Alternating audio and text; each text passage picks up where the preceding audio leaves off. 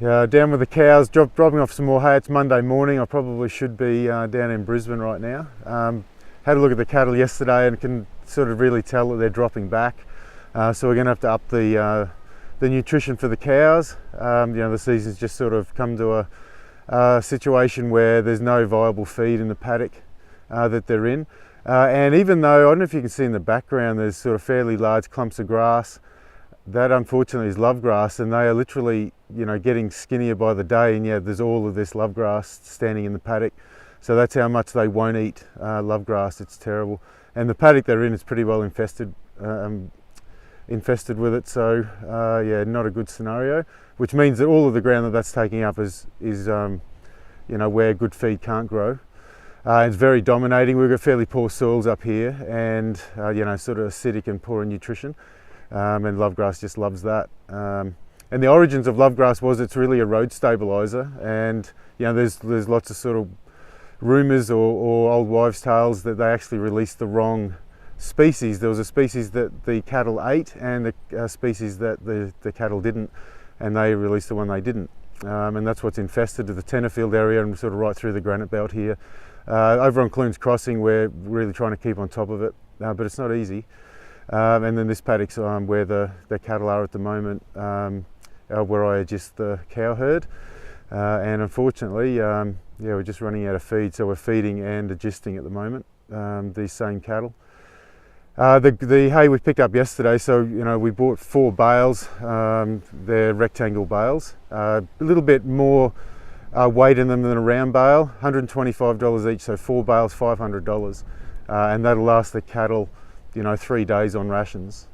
So that's, that when you hear people talking about the effect of the drought, well, it's, if it had been raining or a better season, we wouldn't be doing it to this extent, and the cattle would be in better condition as well. Wouldn't be spending this sort of money that we are on feeding them. But it is, being that it's August, we kind of expect that anyway. And for us, it's we're always feeding out some sort of hay. So it's not extraordinary right now, but if it keeps on going, then it becomes more of a drama because there's no more hay left, or the hay that's there is becoming very scarce and expensive. So that's the scenario. I'll try to get a couple of pictures of the cows close up. You can see I usually run them in and give them their lice treatment directly after the bull sale, so next weekend, but I've had to do them a little bit earlier this year because they're just falling off in condition, and I think as a result they've been more susceptible to worm and lice and that sort of thing. That's the sort of current state of play.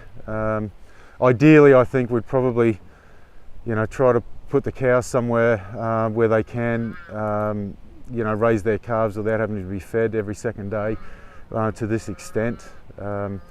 But the season is, so there's not a lot of paddocks around the place that have got a heap of feed. So that's the scenario with the drought feeding here at Clunes Crossing. Not a full-on drought we're drought declared, but we expect it to be, like it is this time of year.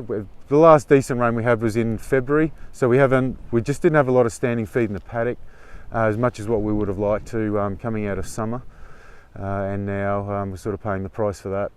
So, but it's all good.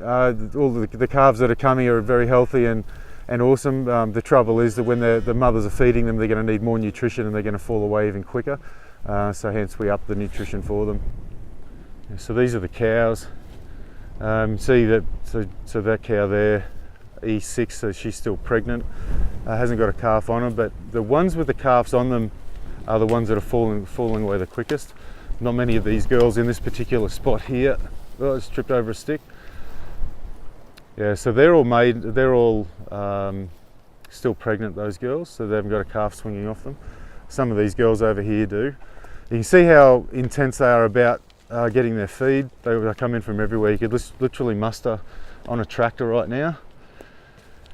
So you can see some pretty skinny rear ends there. There's another mob up where the calves are. These guys are all still yet to calve mainly. There's the odd one with a calf. But I'm going to go up to where the calves are shortly and drop off another bale up there.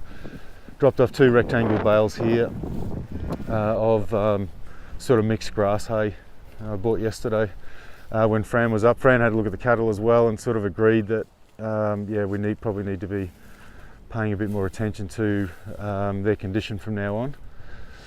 So they've all been backlined, so that'll get rid of any lice and internal worms if they're showing signs of. Not all of them, but some of them are affected worse than others.